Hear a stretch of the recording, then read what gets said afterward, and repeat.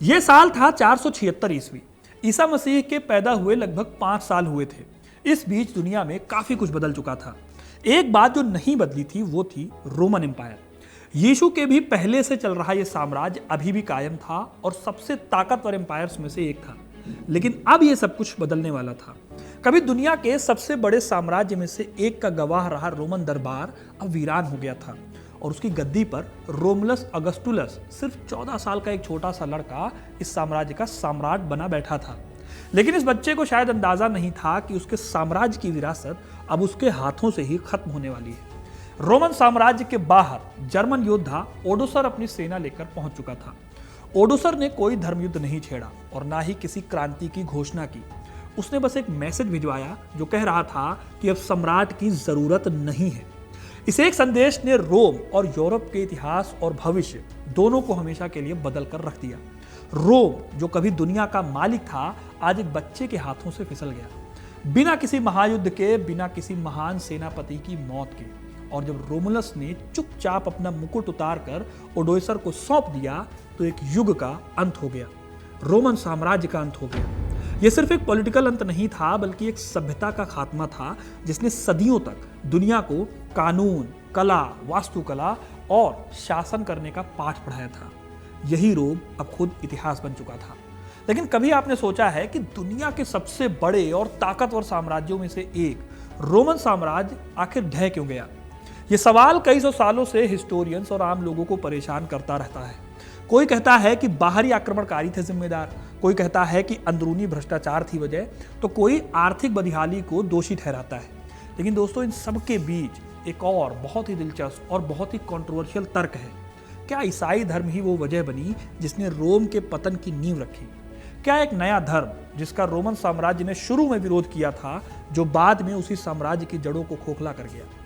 आज मैं आपको रोमन साम्राज्य के पतन में ईसाई धर्म की भूमिका की कहानी सुनाऊंगा और यह भी बताऊंगा कि और कौन सी वजह हैं जो इस साम्राज्य के पतन के लिए जिम्मेदार मानी जाती हैं। तो वीडियो को अंत तक जरूर देखिएगा, क्योंकि अपना इतिहास नहीं जानोगे तो खुद को कैसे पहचानोगे। रोमन साम्राज्य प्राचीन दुनिया का सबसे ताकतवर और सबसे बड़ा साम्राज्य था।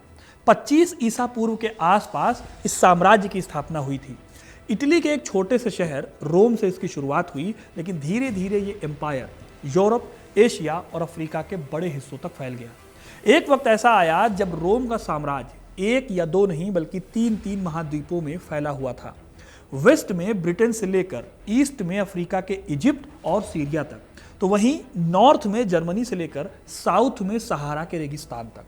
रोमन एम्पायर सिर्फ अपने एक्सपेंशन या सिर्फ लड़ाई और जीत के लिए नहीं जाना जाता था, बल्कि इस काल में सड़कें, लॉ, आर्मी और एडमिनिस्ट्रेशन ये सब कुछ बहुत ही मजबूत थे।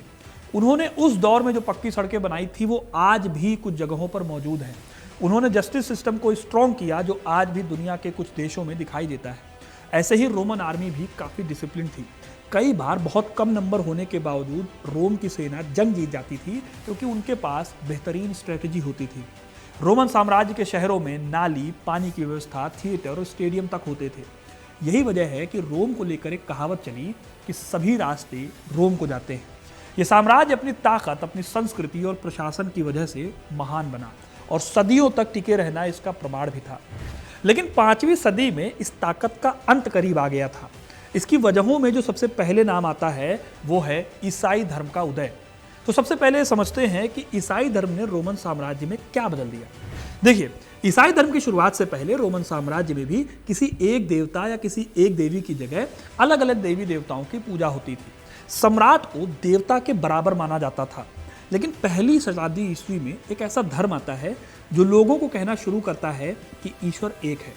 यही नहीं, इस धर्म ने सीधे सीधे सम्राट को ही चैलेंज कर दिया कि सम्राट की पूजा करना जरूरी नहीं है। इसके चलते हुआ ये कि रोम में इस धर्म का विरोध शुरू हो गया। ईसा मसीह और उनके जो शुरुआती फॉलोअर्स थे जिन्होंने इस धर्म की नींव रखी, उन लोगों को शुरुआत में एक सिरदर्द समझा जाता था। लेकिन इसी रोमन साम्राज्य में कुछ ऐसे लोग भी थे जिनके लिए यह धर्म एक उम्मीद बनकर आया। इन लोगों में ये वो लोग थे जिन्हें रोम में बराबरी नहीं मिलती थी, जैसे कि स्लेव्स, गरीब लोग और महिलाएं। रोमन साम्राज्य में इनको बराबरी का कोई हक नहीं था। इसीलिए इन लोगों को ईसाई धर्म में बराबरी की उम्मीद दिख रही थी, जहाँ कोई भेदभाव नहीं था, जहाँ अमीर गरीब, आज़ाद गुलाम सब बराबर थे। बाद में कुछ पढ़े लिखे लोग और यहाँ तक कि कुछ अच्छे खासे अमीर रोमन लोगों ने भी इस धर्म को अपना लिया और इस तरह से होने ये लगा कि ये धर्म रोमन एम्पायर में तेजी से फैलने लगा। अब ये सब कुछ बहुत तेजी से हुआ नहीं, बल्कि इसमें काफ़ी टाइम लगा। पहली शताब्दी और तीसरी शताब्दी तक ये धर्म एक छिपा हुआ धर्म माना जाता था। इसे मानने वाले लोगों को कई बार टॉर्चर किया जाता था। लेकिन तीसरी और चौथी सदी आते आते इसकी ताकत दिखने लगी और इसका सबसे बड़ा सबूत मिलता है साल 313 ईस्वी में, जब रोमन सम्राट कॉन्स्टेंटाइन ने इस धर्म को अपना लिया। उन्होंने 313 में मिलान शहर में एक आदेश खुदवाया जिसे एडिक्ट ऑफ मिलान कहा गया। इस एडिक्ट में ईसाई धर्म को कानूनी मान्यता दी गई। इसके बाद ईसाई धर्म पूरी तरह से खुल गया और तेजी से फैलने लगा। चौथी सदी के आखिर तक आते आते सम्राट थियोडोसियस I ने ईसाई धर्म को रोमन एम्पायर का राज धर्म यानी स्टेट रिलीजन घोषित कर दिया। इस तरह से रोमन साम्राज्य में ईसाई धर्म की अच्छी खासी पहुंच हो गई। शुरुआत में ये मध्य पूर्व जैसे यरूशलेम, एंटियोक में पहुंचा, फिर ईस्टर्न रोमन एम्पायर यानी कि आज के टर्की और ग्रीस में पहुंचा। बाद में ये वेस्टर्न रोमन साम्राज्य यानी कि इटली, फ्रांस और स्पेन में भी तेजी से फैला। गांव से ज़्यादा शहरों पर इसका असर था क्योंकि वहाँ छोटे एरिया में ज़्यादा लोग रहते थे, जिससे जो थॉट है ईसाई धर्म का ये ज़्यादा तेजी से फैला। रोम, कॉन्स्टेंटिनोपल और अलेक्जेंड्रिया जैसे बड़े शहर ईसाई धर्म के सेंटर बनने लगे। लेकिन यही धर्म आगे जाकर कुछ ऐसा करता है जिससे कि कई इतिहासकार ये कहने लगते हैं कि रोमन एम्पायर के डिक्लाइन में ईसाई धर्म का हाथ है। असल में तर्क देने वाले लोगों का कहना है कि ईसाई धर्म ने रोम को अंदर से खोखला कर दिया। ये तर्क चलता ऐसे है कि रोम में पहले कई देवी देवताओं को लोग मानते थे। इनमें देवी देवताओं की पूजा करना जैसी चीज़ें शामिल थी जो मैंने आपको अभी बताई थी। लेकिन ईसाई धर्म आने के बाद से रोम के पुराने रीति रिवाज, पुरानी परंपराएं और जो देशभक्ति की भावना है वो कमज़ोर पड़ने लगी। कुछ हिस्टोरियंस जैसे कि एडवर्ड गिब्बन, जो कि 18th सेंचुरी के मशहूर इतिहासकार थे, उन्होंने अपनी किताब the history of the decline and fall of the Roman empire में ये तर्क देते हैं कि ईसाई धर्म ने रोम की मिलिट्री को कमज़ोर कर दिया। पहले रोमन सैनिक सिर्फ सम्राट और रोम के लिए लड़ते थे, वो अपने देवी देवताओं से जीत के लिए प्रार्थना करते थे। लेकिन ईसाई धर्म के आने के बाद लोगों को युद्ध और हिंसा से दूर रहने का उपदेश दिया जाने लगा। ईसाई धर्म कहता था कि अपने दुश्मन से प्यार करो, दूसरा गाल आगे कर दो। ये बहुत फेमस कोट है जिसे बाद में गांधी जी ने भी इस्तेमाल किया था कि कोई अगर दाएं गाल पे थप्पड़ मारे तो बायां गाल आगे कर दो। अब इस तरह की एजुकेशन से आर्मी का जो मनोबल है, जो मोटिवेशन है, वो कम हो गया और वो पहले जितने आक्रामक या फिर लॉयल नहीं रहे। बहुत से ईसाई सैनिक ये मानने लगे थे कि युद्ध करना और किसी की हत्या कर देना पाप है, जिससे सेना में शामिल होने वाले जो लोग थे उनकी संख्या कम होने लगी। ये ईसाई धर्म के प्रभाव को लेकर इतिहासकारों का कहना था। इसके अलावा एक तर्क ये भी दिया जाता है कि ईसाई धर्म ने लोगों का ध्यान मटेरियलिस्टिक दुनिया यानी भौतिक दुनिया से हटाकर आध्यात्मिक दुनिया पर लगा दिया। कहने का मतलब है कि चर्च ने लोगों को सिखाना शुरू किया कि यह दुनिया टेम्परेरी है, असली लाइफ तो आफ्टर लाइफ है, यानी मरने के बाद स्वर्ग में। तो इससे हुआ यह कि रोमन साम्राज्य के लोग साम्राज्य की प्रॉब्लम में इंटरेस्ट कम ले रहे थे, अपने एम्पायर को प्रोटेक्ट करने में, डेवलप करने में, उनमें सब में कम ध्यान दे रहे थे। उनका पूरा ध्यान था कि क्या कर दिया जाए जिससे कि स्वर्ग मिल जाए। इस तरह लोगों में देशभक्ति की भावना कम होने लगी, जो एक बड़े साम्राज्य को चलाने के लिए बहुत ज़्यादा ज़रूरी थी। इस तरह ईसाई धर्म के उसूलों ने रोमन साम्राज्य के सालों साल पुराने तौर तरीकों को बदल दिया। इस धर्म के चलते रोम का सामाजिक ढांचा बदल गया। पहले रोम का साम्राज्य बहुत ज़्यादा लेयर्ड था। यहाँ अमीर और गरीब के बीच, आज़ाद और गुलाम के बीच बहुत बड़ी खाई थी। ये समाज पैट्रिशियन यानी कि अमीर और ताकतवर लोग, प्लीबियन यानी कि किसान, और उसके बाद स्लेव्स यानी कि गुलामों के बीच में बटा हुआ था। लेकिन ईसाई धर्म ने सभी को बराबर माना। इससे गरीबों और दासों को एक नया सम्मान मिला। चर्च ने दान और परोपकार को बढ़ावा दिया, जिससे समाज में एक नया मोरल कोड आया। लेकिन कुछ लोग मानते हैं कि इसी समानता या इक्वालिटी की वजह से रोमन समाज का जो ढांचा था वो कमजोर हो गया, जो साम्राज्य को अभी तक इतनी मजबूती से जोड़े रखता था। इसी तरह से पॉलिटिकली ईसाई धर्म ने जो सम्राट हैं उनकी ताकत को चुनौती दी। अब एक नया पोप और एक नया चर्च था जिसकी वफादारी सीधे सीधे ईश्वर के प्रति थी। इस तरह पोप और सम्राट के बीच में एक नया पावर स्ट्रगल शुरू हुआ। कई बार पोप की ताकत सम्राट से भी ज्यादा हो जाती थी, खासकर धार्मिक मामलों में। इससे साम्राज्य के पॉलिटिकल लीडरशिप में फूट पड़ने लगी और जो डिसीजन लेने की कैपेबिलिटी थी, उसका जो प्रोसेस था वो कमजोर हो गया। इन सब वजहों से रोमन साम्राज्य पर बाहरी खतरे जैसे कि बार्बरिक ट्राइब्स के हमले और जर्मन ट्राइब के हमले शुरू हुए। तो हुआ यह कि रोम इन हमलों में खुद को बचा नहीं पाया। लेकिन क्या सचमुच रोमन साम्राज्य के पतन के लिए सिर्फ ईसाई धर्म ही रिस्पॉन्सिबल था, या और भी ऐसी वजहें थी जिनके चलते रोमन एम्पायर भरभरा कर रह गया? देखिए, ईसाई धर्म के अलावा कई इतिहासकार बताते हैं कि ऐसी वजहें थी जिन्होंने इस एम्पायर को खत्म होने में एक इंपॉर्टेंट फैक्टर की तरह काम किया, और ईसाई धर्म उनमें से एक छोटा सा हिस्सा था, या शायद ये हिस्सा था भी नहीं। कहा जाता है कि रोमन साम्राज्य पहले से ही बहुत सारे इंटरनल क्राइसिस से जूझ रहा था। तीसरी शताब्दी के बाद से रोमन साम्राज्य का जो इकोनॉमिक स्ट्रक्चर है वो लगातार कमजोर होता जा रहा था। सबसे पहला झटका पड़ा जब रोम साम्राज्य का विस्तार रुक गया। शुरू में रोम लगातार नए नए एरियाज को जीतता जा रहा था, जिससे उसे अथाह दौलत, गुलाम और कई तरह के रिसोर्सेज मिलते थे। लेकिन चौथी शताब्दी आते आते जो हालात थे बदलने लगे। रोम की सेनाएं थक चुकी थी, लगातार युद्ध और बीमारियों की वजह से नए सैनिक मिल नहीं रहे थे। इससे हुआ ये कि यह लड़ाई आगे लड़ पाना लगभग रुक गया।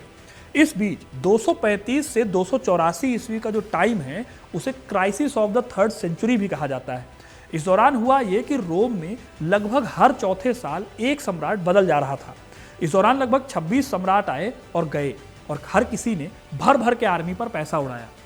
अब जाहिर सी बात है, जब विस्तार रुक गया तो साम्राज्य को चलाने के लिए जो रिसोर्सेज चाहिए वो भी कम पड़ने लगे। यहाँ तक कि सिक्कों का भी क्राइसिस आ गया था रोम में। सम्राटों ने इकोनॉमी को चलाने के लिए तांबा और सीसा मिलाना शुरू कर दिया चांदी के सिक्के में।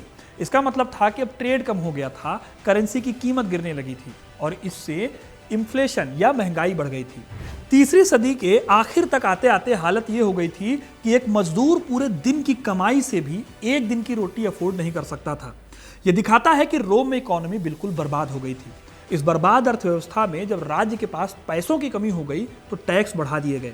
इस टैक्सेशन का बोझ आया गरीब किसानों और छोटे व्यापारियों पर। इसके चलते कई किसान अपनी जमीन छोड़कर भागने लगे, जिससे खेती और प्रोडक्शन में काफी गिरावट हुई। इससे बचने के लिए कुछ किसानों को जमीन से ही बांध दिया जाता था। इस घटना को इतिहास में सर्फडम नाम से जाना जाता है। इस सिस्टम में किसान जमीन से बंधे होते थे, वो आजाद नहीं थे और जमींदार की जमीन पर काम करते थे। उन्हें जमीन छोड़ने या मालिक बदलने की आज़ादी नहीं होती थी। लेकिन सिर्फ खेती ही रोम में बर्बाद नहीं हो रही थी, ट्रेड पर भी बहुत बुरा असर पड़ रहा था, क्योंकि सिल्क रूट और अफ्रीकन जो ट्रेड रूट थे वो अनसेफ हो गए थे, क्योंकि इन रास्तों पर कई बाहरी हमलावरों और लुटेरों का कब्जा हो गया था। सेंट्रल एशिया और वेस्ट एशिया में हूण, पार्थियन और बाद में सैसनिड्स ने इन रास्तों पर अपना कंट्रोल करना शुरू कर दिया था। इन ताकतों का रोम से अक्सर स्ट्रगल चलता रहता था, जिससे जो व्यापारिक रास्ते थे वो खतरे में पड़ गए। इस तरह ईसाई धर्म के प्रभाव के साथ ही ये इकोनॉमिक वजहें भी कहीं ना कहीं रोम के पतन के लिए जिम्मेदार थी। यही वजह है कि इतिहासकार गिब्बन, जो कि ईसाई धर्म को पतन का कारण मानते थे, उन्होंने भी लिखा कि आर्थिक शोषण, टैक्सेशन का बहुत ज्यादा बोझ और नागरिकों की कम होती भागीदारी ने राज्य को खोखला कर दिया। इसी तरह से इतिहासकार पीटर ब्राउन ने भी आर्थिक बदलावों को एक धीमा संक्रमण बताया, न कि अचानक पतन। वो ये मानते हैं कि राज्य की जो फाइनेंशियल पॉलिसीज थी वो कैपेबल नहीं थी, और एडमिनिस्ट्रेशन में बहुत ज़्यादा भ्रष्टाचार फैल गया था, जिसने समाज को बांट कर रख दिया और राज्य का ताना बाना टूटने लगा। इसके अलावा एक और वजह बताई जाती है, जो है रोमन साम्राज्य का फैलाव। एक कहावत आपने सुनी होगी कि किसी भी चीज़ की अति बहुत ज़्यादा नुकसानदायक होती है। यही रोमन एम्पायर के साथ भी था। इतिहासकार A.H.M. जोन्स अपनी किताब द लेटर रोमन एम्पायर में कहते हैं कि ये साम्राज्य इतना बड़ा हो गया था कि साम्राज्य के कई हिस्सों में एक तरह का कानून और पॉलिसी लागू करना मुश्किल हो गया था। इसी वजह से लोकल एडमिनिस्ट्रेशन कमजोर हो गया और ये राजनीति से जुड़े नहीं रह पाए। साम्राज्य जब छोटा था तब नागरिकता केवल खास लोगों तक ही लिमिटेड थी, जैसे कि जो रोमन मूल के लोग थे या जो सेना में अपनी स्पेशल सर्विसेज देते थे। लेकिन जैसे जैसे रोम का एक्सपेंशन हुआ, सम्राटों ने दूर दराज के लोगों को भी नागरिकता देनी शुरू कर दी, ताकि वो टैक्स दे सकें और आर्मी में भर्ती हो। खास तौर पर 212 ईस्वी में सम्राट कराकल्ला ने एक ऐतिहासिक फैसला लिया, जिसे एडिक्ट ऑफ कराकल्ला कहा जाता है। इसके तहत साम्राज्य ने लगभग सभी आज़ाद मर्दों को रोमन नागरिकता दे दी। इसका मकसद था कि रेवेन्यू बढ़ेगा, लेकिन ऐसा हुआ नहीं। कई ऐसे लोग थे जो इजिप्ट, ब्रिटेन या गॉल यानी आज के फ्रांस में रह रहे थे और खुद को रोम से जुड़ा हुआ महसूस नहीं करते थे। उनके लिए रोम की पॉलिटिक्स या उनका कानून बेमतलब था। धीरे धीरे जो लोग दूर रह रहे थे उन्हें लगने लगा कि उन्हें सिर्फ इस वजह से नागरिक बनाया जा रहा है ताकि उनसे टैक्स लिया जा सके। इससे पूरे रोमन एम्पायर में पॉलिटिकल और कल्चरल यूनिटी में खतरा पड़ने लगा। इसके साथ ही पॉपुलेशन में गिरावट भी एक बहुत बड़ा क्राइसिस बन गई। बार बार बीमारियां फैलती थी जैसे कि प्लेग, और लगातार युद्ध चलते थे। इससे बड़ी संख्या में युवाओं का खात्मा हो गया और इसका सीधा असर देखने को मिला सेना की भर्ती और खेती पर।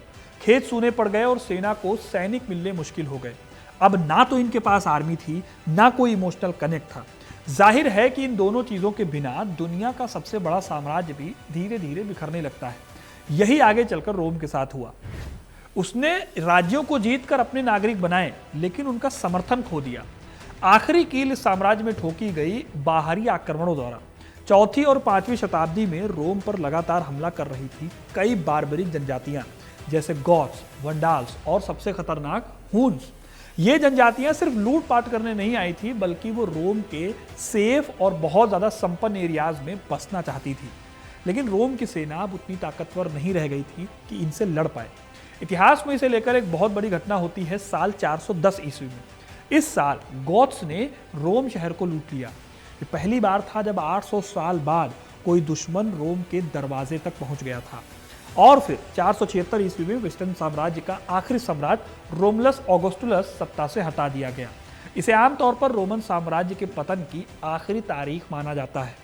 इन्हीं वजहों से कई इतिहासकार, जैसे कि एडवर्ड गिब्बन, जिन्होंने ईसाई धर्म को पतन का एक कारण बताया था, उसे सही नहीं मानते। पीटर ब्राउन जैसे इतिहासकारों ने यह साफ किया कि ईसाई चर्च ने दरअसल रोमन साम्राज्य जो टूट रहा था उसके समाज को जोड़ कर रखा। जब सम्राट की सत्ता कमजोर हो गई थी और एडमिनिस्ट्रेशन लगभग खत्म हो गया था, तब असल में ईसाई चर्च ने लोगों को एक मोरल, सोशल और कल्चरल बेस दिया। चर्च ने एजुकेशन, परोपकार और जरूरतमंद लोगों की सेवा में अपनी एक एक्टिव रोल निभाया। इतिहासकार ब्रायन वार्ड पर्किंस और पीटर हेदर जैसे हिस्टोरियंस कहते हैं कि ईसाई धर्म ने रोम को बर्बाद नहीं किया, बल्कि रोमन विरासत को एक नया स्ट्रक्चर दिया, उसे यूरोप के भविष्य का आधार बना दिया। रोमन लॉज, लैटिन लैंग्वेज और जो एडमिनिस्ट्रेटिव ढांचा था, ईसाई चर्च की संरचना में समा गए थे। बाद में जब मिडिल एजेस में साम्राज्य बनते हैं रोम के आसपास, तो उनमें यही परंपरा दिखाई दी, जैसे कि रोमन जस्टिस सिस्टम, चर्च की एजुकेशन सिस्टम और लैटिन लैंग्वेज का प्रयोग। इसी वजह से कई मॉडर्न हिस्टोरियंस मानते हैं कि रोमन साम्राज्य का पतन सिर्फ एक धर्म या संस्कृति की वजह से नहीं हुआ था, बल्कि वो कई आर्थिक, राजनीतिक, मिलिट्री और सोशल कारणों का एक संयुक्त परिणाम था। और ईसाई धर्म, जिसे कभी दोषी ठहराया गया था, वो उस अंधेरे दौर में एकमात्र ऐसी संस्था बनी जिसने रोम की पहचान को बचा कर रखा। हालांकि आगे जाकर इसी ईसाई धर्म की वजह से बहुत सारी समस्याएं भी आती हैं, जिसके चलते ईसाई धर्म के भी 2 हिस्से होते हैं। उस पर मैंने एक प्रॉपर वीडियो बनाया है, इसे आप यहाँ पर क्लिक करके देख सकते हैं। तो दोस्तों, ये थी उस दिलचस्प कहानी की झलक जहां एक नया धर्म और एक महान साम्राज्य आमने सामने आते हैं। अब आपका क्या मानना है? क्या आपको लगता है कि ईसाई धर्म एक मेन वजह थी इस साम्राज्य के पतन में, या सिर्फ ये एक बदलाव था जिसने एक पहले से बीमार साम्राज्य को बदल दिया? कमेंट करके अपनी राय जरूर बताइएगा। वीडियो को लाइक और शेयर करना ना भूलें और ऐसे इंटरेस्टिंग कहानियों के लिए, इतिहास से जुड़े रहने के लिए हिस्ट्री कनेक्ट को सब्सक्राइब जरूर करें। धन्यवाद।